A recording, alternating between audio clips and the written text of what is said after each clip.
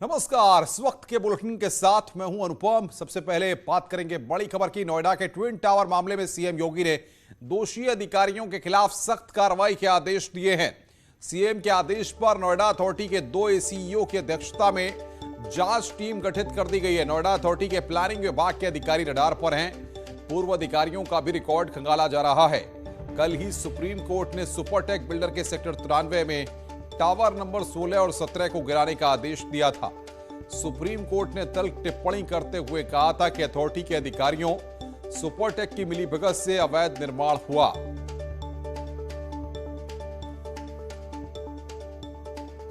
तो twin tower मामले पर सीएम योगी काफी सख्त हुए हैं। सीएम योगी ने जांच के आदेश दिए हैं और साथ ही कहा है कि दोषी अफसरों पर कार्रवाई की जाए। नोएडा प्राधिकरण ने बाकायदा इसके लिए कमेटी बनाई है।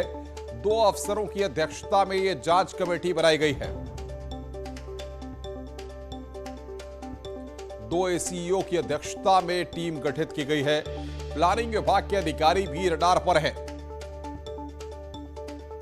पूर्व अफसरों का रिकॉर्ड खंगाला जा रहा है।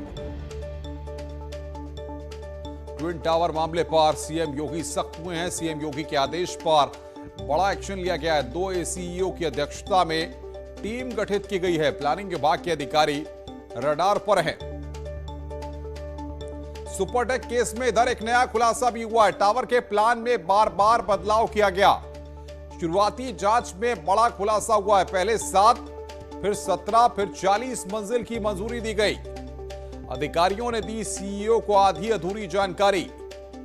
जांच रिपोर्ट के बाद होगी सख्त कार्रवाई। मनमाने नियमों की नींव पर बने टावर। अधिकारी और बिल्डर की सांठगांठ से तैयार हुए दोनों टावर के लिए नियमों को ताक पर रखा गया।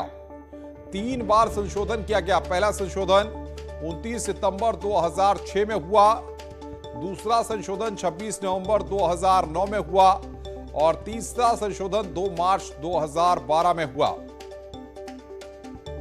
तो ट्विन टावर मामले पर सीएम योगी यहां पर सख्त हुए हैं। ये जानकारियां जो भी बड़े खुलासे हो रहे हैं वो हम आपको बता रहे हैं। शुरुआती जांच में जो खुलासे हुए हैं,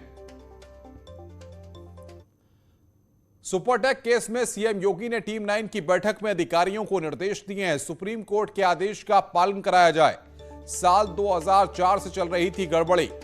विशेष जांच समिति की रिपोर्ट के बाद एक्शन। दोषी अधिकारियों के खिलाफ सख्त कार्रवाई होगी। जरूरत पड़ी तो आपराधिक केस दर्ज होगा। पूरे मामले में तत्काल कार्रवाई हो। यह बात मुख्यमंत्री योगी आदित्यनाथ ने टीम 9 की बैठक में कही है। ये निर्देश यहां पर सीएम ने दिए हैं।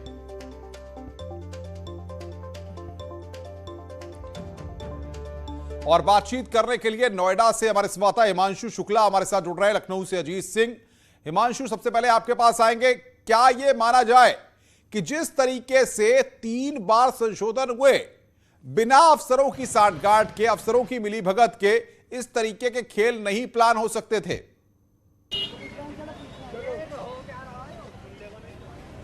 जी बिल्कुल अनुपम, मैं आपको बता दूं साल 2006, 2009, 2012 इस दौरान नोएडा प्राधिकरण के सीईओ भी लगातार बदलते रहे, लेकिन जो बिल्डर की साख थी वो कहीं न कहीं देखने को मिली कि लगातार सीईओ तो बदलते रहे, लेकिन यहाँ पर जो मास्टर प्लान थे उसमें बदलाव लगातार किए गए। 2 बार नहीं, 3 बार मास्टर प्लान में बदलाव किए गए, जिसके तहत टावर का लगातार साइज बढ़ाया गया। पहले वो 7 माले की मंजूरी थी, फिर 17 हुई, फिर 40 हो गई और 31 माले बन के तैयार भी हो गए। तो ऐसे में ये साफ तौर पर कहा जा सकता है कि बिना अधिकारियों की सांठगांठ के ये मुमकिन नहीं है और बिल्डर अपना दबदबा दिखाने के लिए दबदबा लगातार कायम रहा। ये भी देखने को मिला कि लगातार प्लान में तब्दीली करती गई और एरिया जो ग्रीन एरिया था, ग्रीन एरिया पर ये टावर बना दिए गए थे, टावर नंबर 16 और 17। तो ये साफ तौर पर कहा जा सकता है कि अधिकारियों की मिलीभगत रही है और मिलीभगत के चलते इतना बड़ा खेल हुआ है। अब जब सुप्रीम कोर्ट ने फटकार लगाई तो नोएडा प्राधिकरण की सीईओ ऋतु माहेश्वरी ने सबसे पहले 2 जो एसीओ स्तर के अधिकारी हैं उनके नेतृत्व में टीम गठित की है और जो ग्रुप हाउसिंग डिपार्टमेंट के लोग थे, क्योंकि ग्रुप हाउसिंग से ही इसका अलॉटमेंट हुआ था, उसके बाद प्लानिंग विभाग में लगातार बदलाव किए गए, एक के बाद एक प्लान में बदलाव किए गए और उस प्लान का नतीजा ये हुआ कि जो टावर था, जो अवैध टावर था, उसका साइज बढ़ता गया। तो ये देखने वाली बात है आने वाले दिनों में कि कौन कौन अधिकारी इसमें दोषी पाए जाते हैं। फिलहाल बिल्कुल बिल्कुल हिमांशु, आप बने रहिए। अजीत सिंह भी हमारे जो साथ है। अजीत, मुख्यमंत्री योगी आदित्यनाथ भी इस पूरे मसले पर सख्त हुए हैं और अफसरों को कड़े निर्देश जारी किए हैं, बताइए जरा। देखिए, बिल्कुल अनुपम, सीएम ने सख्त कार्रवाई का आदेश दिया और अब से थोड़ी देर पहले उन्होंने टीम 9 की बैठक में कहा है कि 2004 से जब से ये टावर बनना शुरू हुआ था तब से अब तक कौन कौन से अफसर थे, उनकी भूमिका की जांच की जाएगी। यानी 2004 से लेकर और 2021 तक कैसे ये टावर बनता रहा, इसके नक्शे पास होते रहे और किन अधिकारियों ने इनके नक्शे को अप्रूवल दिया, कि कौन सा प्लानिंग अधिकारी थी 2004 से लेकर 2021 तक, यानी एक लंबे समय के अंतराल में जो जो अफसर थे जिनकी मिली भगत थी बिल्डर्स के साथ, उनके खिलाफ कार्रवाई तय है। दूसरी बात, अनुपम, मुख्यमंत्री ने यह कहा कि जो नोएडा की कमेटी गठित हुई है, जो ऋतु महेश्वरी जो सीओ नोएडा, उन्होंने 2 एसीओ की अध्यक्षता में जो कमेटी गठित की, उसके अलावा उन्होंने चीफ सेक्रेटरी और एसीएस से कहा कि शासन दफ्तर से एक समिति गठित की जाए जो इस पूरे मामले की जांच करेगी और यह समिति पूरी रिपोर्ट अपने मुख्यमंत्री को सौंपेगी। उसके बाद उन्होंने यह भी कहा कि एक एक दोषी अधिकारी इसमें जो भी हो 2004 से लेकर 2021 तक उनके नाम को सामने रखा जाए और जरूरत पड़े तो उनके खिलाफ आपराधिक मुकदमे दर्ज करके उनको जेल भेजा जाए। यानी मुख्यमंत्री योगी आदित्यनाथ का भ्रष्टाचार जो जीरो टॉलरेंस की नीति है उसको लेकर काफी सख्ती है। उन्होंने कहा कि सुप्रीम कोर्ट ने जो कहा है, उच्चतम न्यायालय ने जो कहा है, उसको अक्षरशः पालन कराया जाए। वो कौन कौन से लोग थे जिन्होंने इस पूरे बंदरबाट में इस भ्रष्टाचार में शामिल थे और इतनी बड़ी बिल्डिंग कैसे खड़ी हो गई, क्या कर रहे थे अथॉरिटी के लोग, जो वहां निचले स्तर पे जो लोग थे, जो प्लानिंग अधिकारी थे, जो बड़े अधिकारी थे, जो भी इसमें शामिल हो, सबके खिलाफ कार्रवाई का निर्देश दिया। बैठक में जो आईडीसी चेयरमैन अरविंद कुमार के साथ साथ ACS home, Avanish Awasthi, chief secretary, सभी को एक साथ कहा गया औद्योगिक विकास की इंडस्ट्री के कि इन सब की जांच की जाए कि आखिर अथॉरिटी में कैसे गड़बड़ हुआ और कौन कौन से लोग इस गड़बड़ झाले में शामिल हैं। तो अब ये बात अनुपम लगभग तय है कि अब कोई भी अधिकारी और बिल्डर बचने वाला नहीं है। बिल्कुल अजीत, हिमांशु भी हमारे साथ है। हिमांशु, कुछ अफसरों के नाम भी क्या सामने आ रहे हैं? उस वक्त कौन कौन से अफसर यहां पर तैनात थे जिनकी भूमिका पर सवाल खड़े हो सकते हैं? और क्या माना जाए जो प्लानिंग विभाग के कुछ अफसर अभी भी मौजूद होंगे, उन पर भी गाज गिर सकती है? देखिए, हम आपको बताएं कि सबसे पहले एक अधिकारी जो प्लानिंग विभाग के मैनेजर हैं, जिनका नाम है मुकेश गोयल, माफ कीजिएगा, तो उन पर जो है सबसे पहले ही लिखित रूप से शिकायत भेज दी गई है शासन को, क्योंकि इन्होंने जब ये सुप्रीम कोर्ट में प्रोसीडिंग हुई तो आला अधिकारियों को जानकारी नहीं दी। सबसे बड़ी बात तो ये थी। उसके बाद ये जो अधिकारी हैं प्लानिंग विभाग के मैनेजर, इनका जो है ट्रांसफर हाल ही में हुआ है। अब वो यहाँ पर नोएडा अथॉरिटी में तैनात नहीं है। इसके अलावा जो सीओ रहे हैं वो भी जांच के घेरे में आ सकते हैं, क्योंकि इतना बड़ा खेल जो है कोई छोटा अधिकारी हिम्मत नहीं कर सकता करने की। ऐसे पर रडार में बड़े अधिकारी भी हैं। अब ये देखना होगा, क्योंकि जो टीम गठित की गई है एसीओ स्तर की, ये देखना होगा कि उसमें कौन कौन नाम शामिल हैं, कौन से नाम सामने आते हैं, क्योंकि जाहिर तौर पर जिस तरीके से प्लान में बदलाव होता है ये निचले स्तर के अधिकारी नहीं कर सकते। ये बड़ा खेल है, बड़े अधिकारी इसमें शामिल होंगे। और अब के बाद कार्रवाई की, लेकिन सवाल यहां पर यह, सुप्रीम कोर्ट ने जो आदेश दिया है उसको पूरा कराने के लिए प्राधिकरण क्या तैयारी कर रहा है? ये टावर कब गिराए जाएंगे? और सुपरटेक की तरफ से जो मुआवजे की बात है, जो पैसा देने की बात है, उसको लेकर क्या जानकारी मिल पा रही है? जी बिल्कुल, मुआवजे को लेकर सबसे पहले जानकारी दे दें कि करीब 50% से ज्यादा लोग अपना मुआवजा ले चुके हैं, या उन्होंने इस फ्लैट के बदले कोई और जगह सुपरटेक ने उन्हें ऑफर किया और उन्होंने वो फ्लैट ले लिया। तो 50% लोग जो है उनका तो मुआवजा मिल चुका है, लेकिन अब जो 50% लोग बचे हुए हैं, क्योंकि ये जो टावर बनना था, ये टावर 16 और 17 नंबर थे, ये 40 माले के बनने थे, 950 फ्लैट बनने थे, लेकिन ये पूरा नहीं बन पाया था। ये 31 माले ही बन पाए थे। ऐसे में करीब 600 बात करें 600 साढ़े 600 लोग हैं जिन्होंने अपना पैसा इन्वेस्ट किया था। उसमें से भी 50 से ज्यादा फीसदी लोगों ने बिल्कुल। हिमांशु, आप नजर बना के रखिए, आगे भी हम आपसे अपडेट लेंगे। अजीत, आपका भी बहुत बहुत शुक्रिया। बड़ी खबर आ रही है, किसान नेता राकेश टिकैत ने विवादित बयान दिया है, किसी बड़े हिंदू नेता की हत्या होगी। राकेश टिकैत ने यह बात कही है, यूपी चुनाव से पहले हत्या होगी। राकेश टिकैत कह रहे हैं इस बात को आरएसएस के लोग हत्या कराएंगे। राकेश टिकैत ने इस बात को कहा कि चुनाव हिंदू मुस्लिम करना चाहते हैं, हिंदू नेता की हत्या कराकर चुनाव जीतना चाहते हैं। हरियाणा के सिरसा में राकेश टिकैत ने यह बयान दिया है। सरकार रुके थे, सरकार ये चाहती थी कि इस आंदोलन में कत्लेआम हो, इस आंदोलन में हिंदू सिख हो, इस आंदोलन में मुस्लिम और हिंदू की लड़ाई हो। और आज भी जब भी उत्तर प्रदेश में अब चुनाव होंगे, किसी बड़े हिंदू लीडर की हत्या होगी, बचकर रहना। जो हिंदू की बात करते हैं, ये आरएसएस के लोग आपकी हत्या करवाने का काम करेंगे। ये चुनाव को फिर हिंदू मुस्लिम उत्तर प्रदेश और उत्तराखंड में करवाएंगे। किसी बड़े हिंदू लीडर की हत्या करवा के ये चुनाव जीतना चाहते हैं। राकेश टिकैत के आरोपों पर कांग्रेस ने कहा कि योगी सरकार खुलासा करे कि ऐसा क्या कोई साजिश थी, इसका जिक्र राकेश टिकैत कर रहे हैं। राकेश टिकैत का जो बयान है, जो बात उन्होंने कही है, बात को झुठला नहीं सकते क्योंकि वो एक गंभीर किसान नेता हैं। समाजवादी पार्टी ने कहा कि सत्ता के लिए बीजेपी किसी भी हद तक जा सकती है। राकेश टिकैत एक सुलझे हुए और बड़े किसान नेता हैं। उनकी किसी भी बात को गंभीरता से लिया जाना चाहिए। अगर उन्होंने ये दावा किया है, ये बात कही है, तो निश्चित रूप से भारतीय जनता पार्टी की सरकार को चाहिए कि इस साजिश का खुलासा करे। इस साजिश का भी खुलासा करे कि क्या सत्ता के लाभ के लिए, वोटों के लाभ के लिए क्या इस तरीके की साजिश रची जा रही है कि किसी नेता की कोई हत्या की जा सकती है। संकल्प पत्र में लिखा था, जो भाषणों में वादा किया था, एक भी काम पूरा नहीं किया है। तो बीजेपी के पास जब अपना काम गिनाने को नहीं है तो करेंगे क्या? हिंदू मुसलमान करेंगे, धर्म के नाम पे राजनीति करेंगे, दंगा कराएंगे, अपने ही किसी नेता की हत्या करा देंगे। ये बात राकेश टिकैत जी कह रहे हैं। तो भारतीय जनता पार्टी चुनाव जीतने के लिए कुछ भी कर सकती है। भारतीय जनता पार्टी के प्रवक्ता राकेश त्रिपाठी ने राकेश टिकैत पर पलटवार करते हुए कहा कि सुर्खियों में आने के लिए राकेश टिकैत ऐसा कह रहे हैं। राकेश टिकैत बड़बोले नेता हैं। उनके पास कोई जनाधार नहीं है, उनको मुद्दों की समझ नहीं है।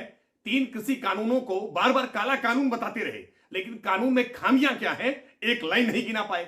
अब बेसलेस बातें करना, आधार विहीन व्यक्ति इसी प्रकार की बेसलेस बातें करता है। राकेश टिकैत किसी तरह से मीडिया में सुर्खियों में आने के लिए इस प्रकार की वाहियात बातें कर रहे हैं, लेकिन उत्तर प्रदेश में राकेश टिकैत का कोई जमीनी आधार नहीं है और इसीलिए उनकी बात को बहुत गंभीरता से नहीं लिया जाना चाहिए।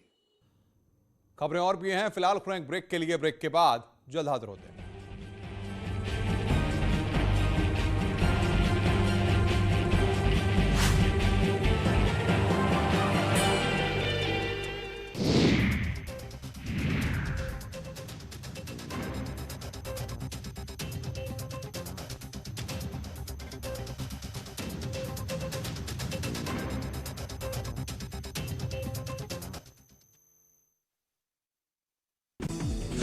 माधुरी दीक्षित ने उर्मिला मातोंडकर के साथ तू शायर है गाने पर किया डांस। हर्षाली मल्होत्रा ने मीरा के प्रभु सॉन्ग पर किया खूबसूरत डांस, लोगों को आ रहा पसंद। राधाबन माधुरी दीक्षित ने आमिर खान के गाने पर एक्सप्रेशंस दिए, फैंस ने कहा ग्रेसफुल। उर्वशी रौतेला ने स्कूल की ग्रुप फोटो शेयर कर फैंस से कहा ढूंढ सको तो ढूंढ लो। शनाया कपूर की ग्लैमरस अदाओं के दीवाने हुए फैंस, वीडियो हुआ वायरल। समंदर के बीचों बीच गौहर खान ने शेयर की फोटोज, दिखी बेहद खूबसूरत। आलिया भट्ट खूबसूरत नदियों पहाड़ों का मजा लेती नजर आई, वायरल फोटोज। रवीना टंडन तैयार होने में नहीं लगाती वक्त, मजेदार वीडियो शेयर कर फैंस को दिया सबूत। मौनी रॉय ने ब्लू सूट पहनकर कचरा मोहब्बत वाला गाने पर बैठे बैठे किया शानदार डांस। सेंसेक्स पहली बार 57,000 अंक के पार, निफ्टी भी 17,000 के पार। सोना चांदी की कीमतों में गिरावट, सोने का दाम 47,242 रुपए प्रति 10 ग्राम पहुंचा, चांदी 63,797 के करीब। राजधानी दिल्ली में 101.49 रुपए प्रति लीटर पहुंचा पेट्रोल, डीजल 88.92 के करीब। एक शख्स साइकिल से स्टंट कर रहा था, लेकिन उसका बैलेंस बिगड़ा और वो सड़क पर गिर जाता है, जिसका वीडियो वायरल हुआ। सोशल मीडिया पर इन दिनों एक खरगोश और बिल्ली की लड़ाई का वीडियो तेजी से वायरल हो रहा है, जिसमें बिल्ली खरगोश पर हमला करने की कोशिश करती दिख रही है। एक कार का वीडियो वायरल हो रहा है जो सड़क किनारे एक गड्ढे में जा गिरी और जिसकी मदद के लिए जेसीबी आती है, लेकिन जेसीबी भी गड्ढे में फंस गई। सोशल मीडिया पर एक कुत्ते का सब्जी लेने का वीडियो वायरल हो रहा है। वो मुंह में एक टोकरी पकड़े सड़क पर चलता दिख रहा है। एक बिल्ली का मस्ती करने का वीडियो लोगों को बेहद पसंद आ रहा है। वीडियो में ये बिल्ली एक ढलान पर फिसलती दिख रही है। एक रकून का खाना छीनने का वीडियो सोशल मीडिया पर तेजी से हुआ वायरल। ये रकून एक लड़की के हाथ से खाना छीनकर भागता नजर आ रहा।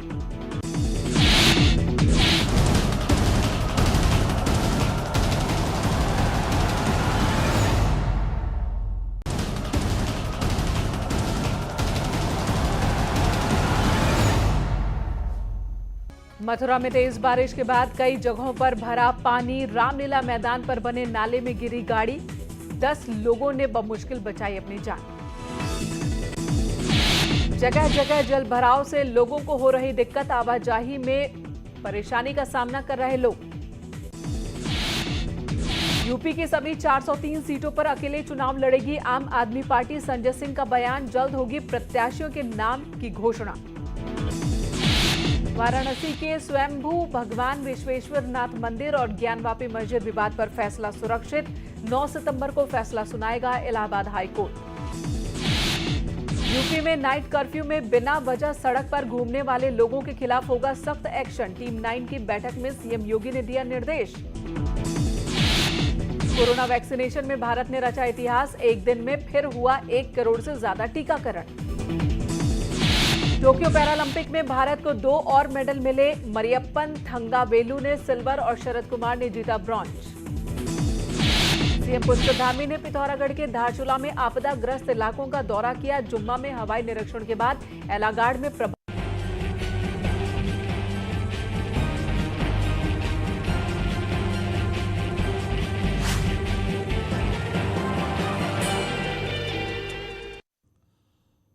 बड़ी खबर की बात कर रहे हैं। अफसरों के साथ बैठक में सीएम योगी ने निर्देश दिए हैं। सचिवालय सहित सभी संवेदनशील शासकीय कार्यालय की सुरक्षा व्यवस्था को और पुख्ता किया जाए। अपर मुख्य सचिव गृह, एडीजी कानून व्यवस्था और सचिवालय प्रशासन के साथ सुरक्षा व्यवस्था की गहन समीक्षा कर रिपोर्ट प्रस्तुत करें। असलहा लेकर किसी को भी प्रवेश न दिया जाए। पान मसाला, गुटखा, तंबाकू आदि पर सख्ती से प्रतिबंध लगाया जाए। शासकीय कार्यालयों के बाहर और भीतरी परिसर में स्वच्छता का विशेष ध्यान रखा जाए। महिला कर्मियों की सुविधाओं का विशेष ध्यान रखें। सीएम योगी ने यहां पर अफसरों को इस बात के निर्देश दिए हैं। और बातचीत करने के लिए अजीत सिंह हमारे संवाददाता हमारे साथ जुड़ रहे हैं। अजीत, पिछले वक्त में जिस तरीके से सचिवालय के अंदर एक घटना घटती है, उसका मुख्यमंत्री संज्ञान लेकर के यहां पर यह बड़ा एक्शन लेने की बात कह रहे हैं। देखिए, बिल्कुल सीएम योगी का निर्देश है सचिवालय सहित जितने भी संवेदनशील शासकीय कार्यालय हैं वहां सुरक्षा व्यवस्था को पुख्ता किया जाए। बाकायदा एसीएसओ मौनी सोस्ती और एडीजी कानून व्यवस्था को उन्होंने सीधे तौर पर कहा कि सचिवालय प्रशासन के साथ बैठक करें, समीक्षा करें। जो असलाह लेकर या पान मसाला, गुटखा, तंबाकू लेकर जो लोग अंदर चले जाते हैं उस पर सख्ती बरती जाए। साथ ही उन्होंने कहा कि जो शासकीय कार्यालय है उसके बाहर और अंदर स्वच्छता का भी विशेष ध्यान दिया जाए और महिला पुलिसकर्मियों की सुविधाओं पर ध्यान दिया जाए। तो अब एक बड़ा आदेश उन्होंने कर दिया कि अब सचिवालय भवन या जो इस तरह के स्थल है वहां पर कोई पान गुटखा मसाला खाकर नहीं जा पाएगा। अगर कोई असलाह लेकर जाता है तो वो भी अंदर नहीं जा पाएगा। हालांकि पहले से प्रतिबंध है, लेकिन अब सख्ती और बढ़ा दी गई है मुख्यमंत्री की तरफ से, क्योंकि पिछले साल आपने देखा होगा एक घटना हुई थी जिसके बाद लगातार सचिवालय की, विधानसभा की, मुख्यमंत्री दफ्तर की सुरक्षा बढ़ाई जाती रही। तो एक आदेश फिर मुख्यमंत्री ने आज किया कि इस पर सख्ती बरती जाए और एडीजी कानून व्यवस्था प्रशांत कुमार और एसीएसओ मौनी सोस्ती को कहा गया कि वो सचिवालय प्रशासन के अधिकारियों के साथ बैठक करें और सुरक्षा व्यवस्था की समीक्षा करें और महिला पुलिसकर्मियों को विशेष तौर से ट्रेनिंग और उनको सुविधाएं दी जाए और लोगों को पर निगाह रखी जाए और सख्ती बरती जाए पूरी तरह से। अनुपम, बहुत बहुत शुक्रिया बातचीत करने के लिए। अजीत सिंह हमारे संवाददाता इस वक्त की बड़ी खबर पर हमें अपडेट दे रहे थे। गाजियाबाद के सिहानी गेट क्षेत्र में करंट लगने से 5 लोगों की मौत हो गई है। एक मकान में बनी दुकान के ऊपर होल्डर का तार पड़ा हुआ था, जिससे कि दुकान की टीम के साथ दुकान के पिलर में और साथ में वहां पर बह रहे पानी में करंट उतरना शुरू हो गया। जो भी दुकान पर आता गया वही व्यक्ति करंट की चपेट में आता रहा। एक के बाद एक तकरीबन 6 लोग उस करंट की चपेट में आ गए। इलाज के दौरान 2 बच्चों सहित 5 लोगों की दर्दनाक मौत हो गई।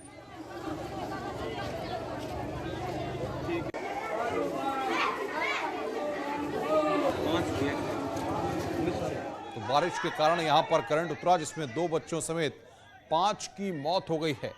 नगर निगम के खिलाफ लोगों की नाराजगी गाजियाबाद में देखने को मिली है।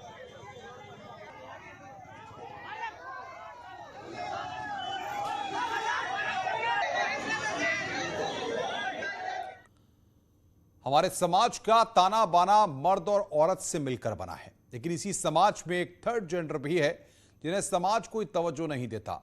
लेकिन अब लोगों की सोच बदल रही है, उन्हें उनका हक मिल रहा है। भारत में तो थर्ड जेंडर को आम नागरिकों की तरह ही कानूनी हक हासिल है। वैक्सीनेशन के मामले में भी उनका खास ख्याल रखा जा रहा है। बिहार के दानापुर में भी उनके लिए खास तौर पर वैक्सीनेशन सेंटर बनाया गया है।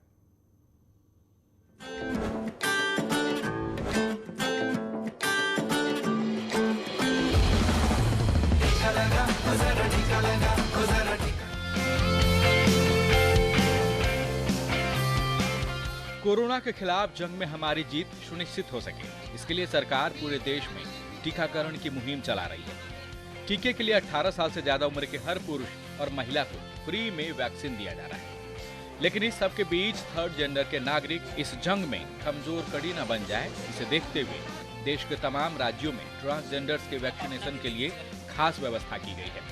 इसी के तहत बिहार सरकार के विशेष निर्देश पर दानापुर के खगौल में किन्नरों के लिए खास तौर पर वैक्सीनेशन सेंटर बनाया गया, जहां बीते दिनों 100 से ज्यादा किन्नरों का टीकाकरण किया गया।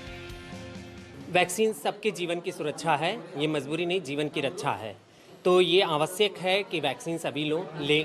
किन्नर समुदाय के लिए चलाए जा रहे इस विशेष टीकाकरण अभियान में तकरीबन 400 किन्नरों को बुलाया गया था, जिसमें करीब 150 किन्नर वैक्सीनेशन सेंटर पर पहुंचे और उनमें से 100 ट्रांसजेंडर ने टीका लिया। इस टीकाकरण अभियान में खास बात ये रही कि यहाँ थर्ड जेंडर के उन सदस्यों को भी टीका दिया गया जिसके पास आधार या पहचान के दूसरे जरूरी कागजात नहीं थे। जितने हैं मेरे बिहार के नागरिक लोग सब वैक्सीन लगवावे, सुरक्षित रहे, सबको जान प्यारा है, सब लगवाए, हम लोग भी लगवाए हैं और सब लगवावे, जितने मेरे दाता जजमान हैं सब लगवावे वैक्सीन के सुई। हम लोग बहुत प्रसन्न हैं एक्चुअली कि हमारी कम्युनिटी इतना फॉरवर्ड हो रही है और समाज की मुख्य धारा से जुड़ के चल रही है और अपनी भी रक्षा कर रही है और कोरोना के गाइडलाइन के साथ अपने परिवार की भी रक्षा कर रही है। बिहार सरकार का ये कदम निश्चित तौर पर कोरोना के खिलाफ जंग में असरदार साबित होगा। उम्मीद है दुआओं में समाज के हर तबके की खुशहाली चाहने वाले किन्नरों की बातें गंभीरता से सुनी जाएगी और कोरोना मुक्त भारत का सपना जल्द साकार होगा। Bureau report, news 18 network.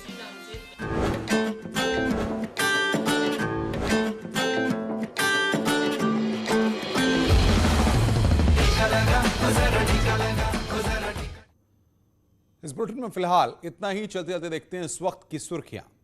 इस न्यूज हेडलाइन के प्रायोजक SGR